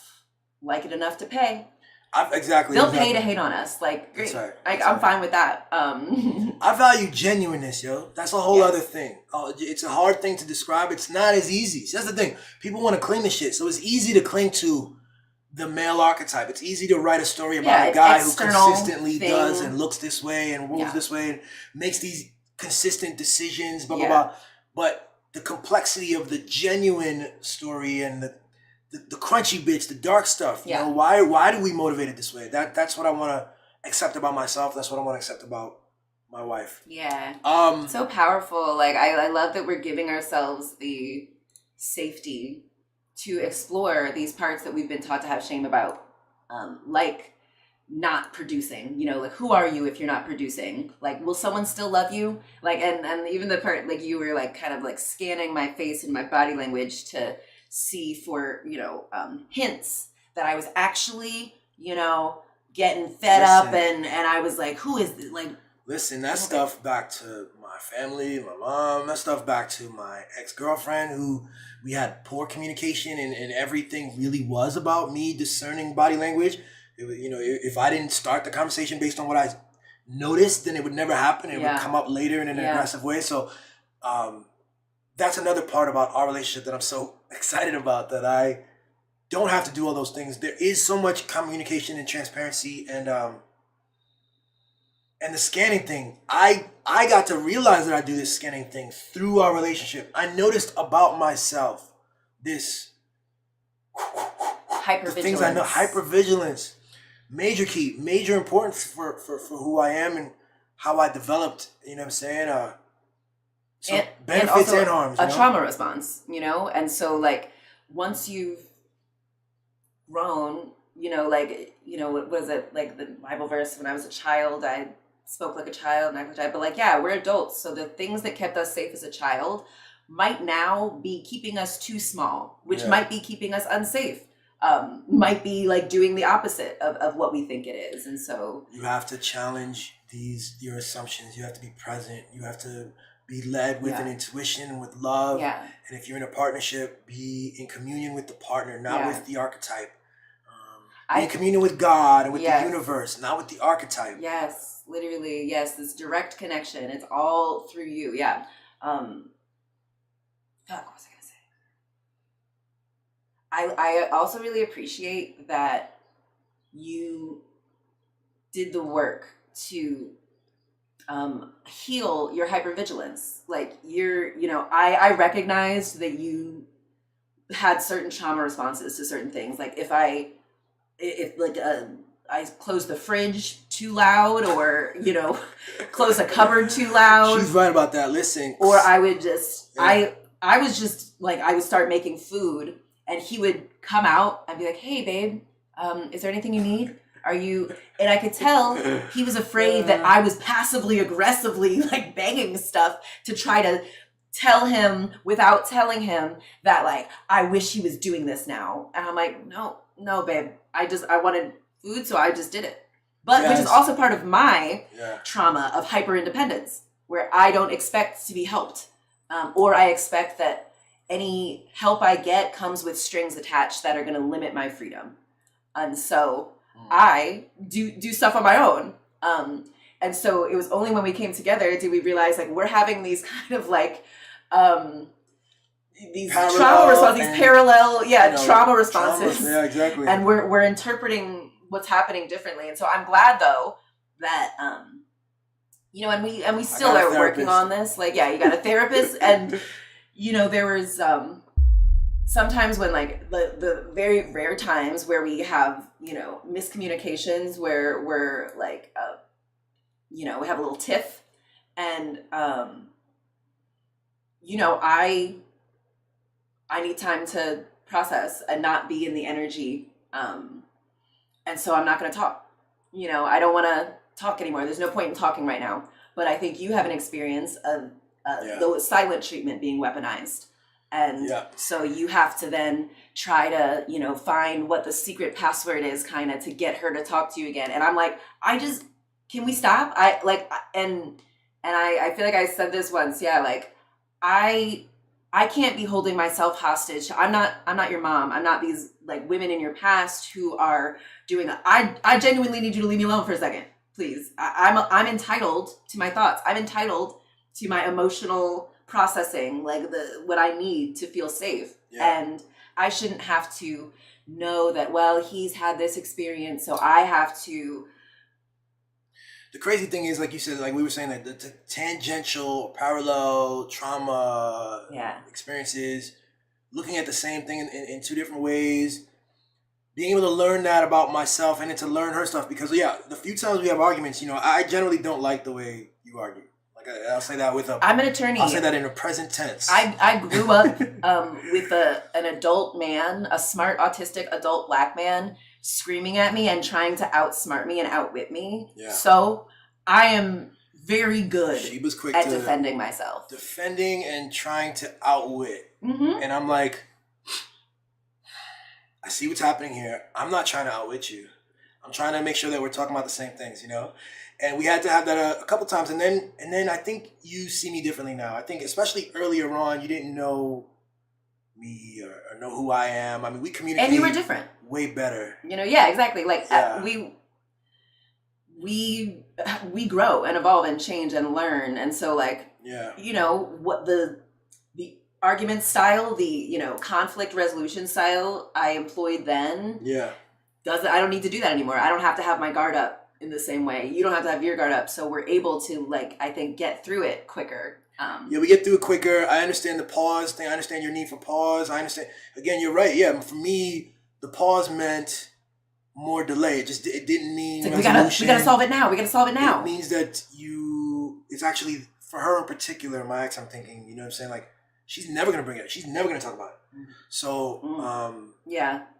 that was that. Yeah. But I just like, if you don't talk about it now, you were never over. going to. Like, no, that's not me. And if you bring it up later, in fact, she'll accuse you of like, why didn't you bring it up at the time? So and it's so funny because I'm also someone who's like, I'm always talking about like a thing that I get to thinking about. Once I figure a thing out, I never stop talking about it. It's kind of annoying, probably. Like, so it's like you don't have to worry that I'm never gonna like we're never gonna bring this up again. Like, no, we have a completely different. Don't thing. worry. It is a dream. It is a dream. It is a dream. It is the.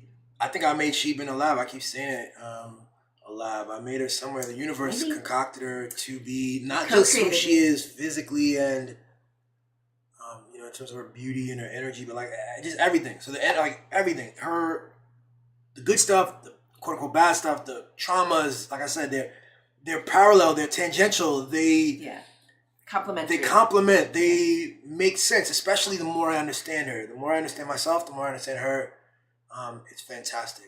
And it's the opposite. Again, it's love as opposed to this judgmental performance about like what she should be and what I should be. Yes. In contrast to her. So Yeah. we should wrap it up, baby. You want to say some final words? Yeah, I know you have a new little section you want to try out. Let's do that. Let's do the last section. Minutes. Listen, this is the what the fuck section. You ready? WTF? What the girl?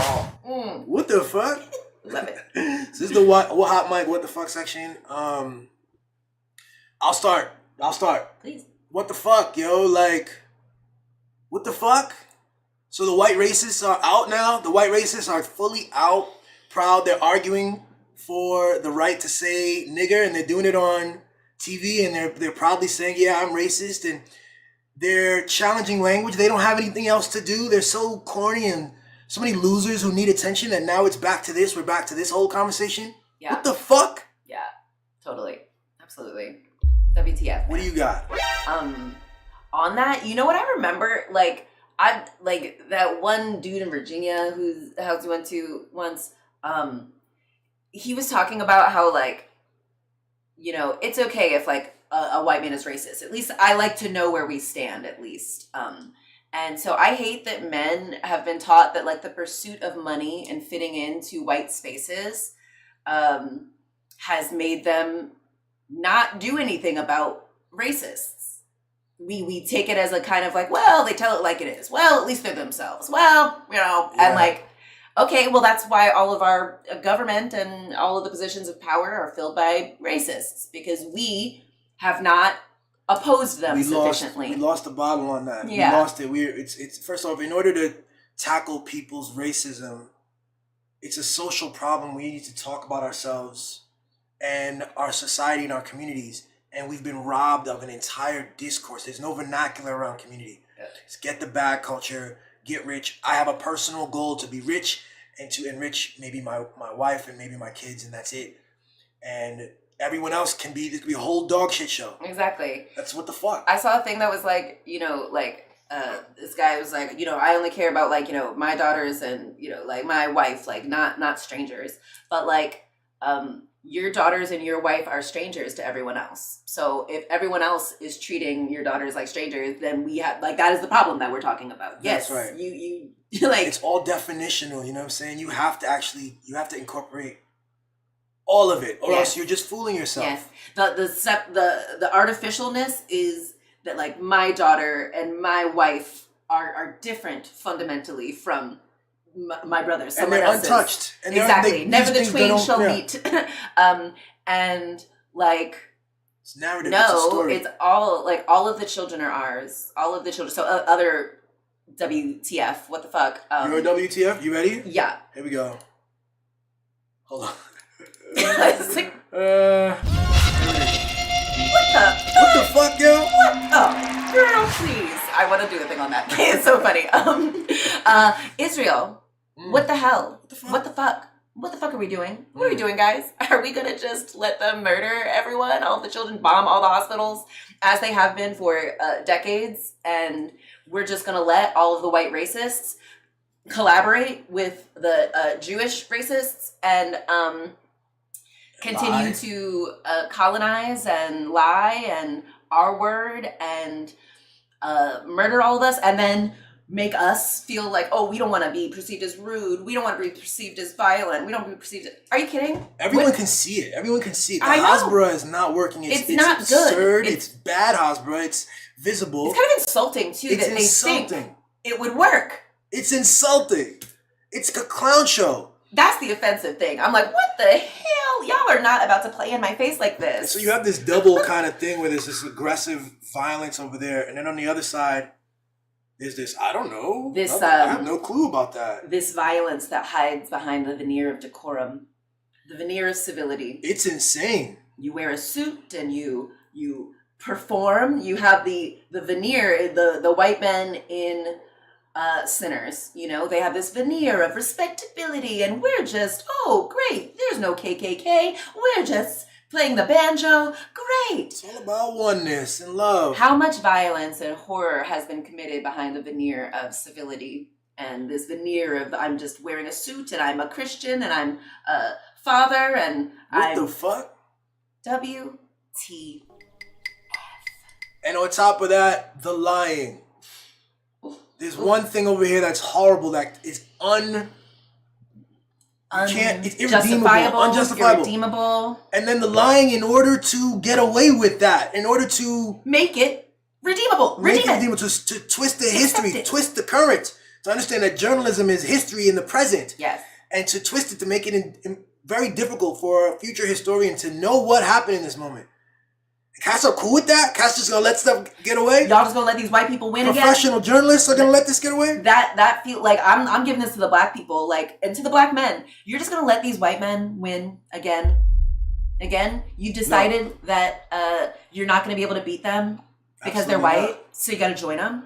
These goofy dudes, look, it's turned. The discourse is changed. We're seeing what it is, and unfortunately, so many people are wrapped up deep. You know, people who've spent a year on television saying talking points from Israel, not realizing that they were essentially being the Goebbels of this moment. Yeah, talking points from Israel. And now they've done that. Now, on some level, they are hoping for the thing. They're rooting for the bad guys to win. Successful. Yeah. For it to be covered up, for the grapes that are coming to not be seen. Remember Abu Ghraib? Remember all the big hubbub because there were pictures of people who took, they took some... they tortured them, stripped them naked. Stripped them naked. By when I say torture, we're talking about stripping them naked. We're talking about making electrocuting as well. Waterboarding them and... That too. Yes, all that stuff. But... it's honestly we're now in a child's different. play. This is a completely different ballgame, and it's all under the guise of the most moral army. See, when the fact that you would even use that label, that you would assign that to yourself, because you're responding to, because you're prepping against, you know, the truth. Sounds like you're probably not the most moral army. It's absurd. What the fuck? Absurd. Anyway, baby, thank you so much. Applause for that. We're changing things. We're not. Language is not simply a tool for white people to use. God, power, money. These are not just things. It's all ours, yo. Exactly, they're ours. And we're going to show these hosts how it's done. Let's get it. Let's get it. Hey, applause. Hey, well okay, done. This sexy, masculine. This simp. Yeah, exactly. You're leaning into a space. What are you doing? Like, oh, cuck. Ridiculous. Perfect. I love you. Yo, I love you, baby. Love you guys. Great episode. Thanks, everybody. Take it easy. I'll see you in a week, yo. Hot mic. Peace. We're talking about hot mic. Hot mic. We're getting a hot mic. Hot mic. We're getting a hot mic.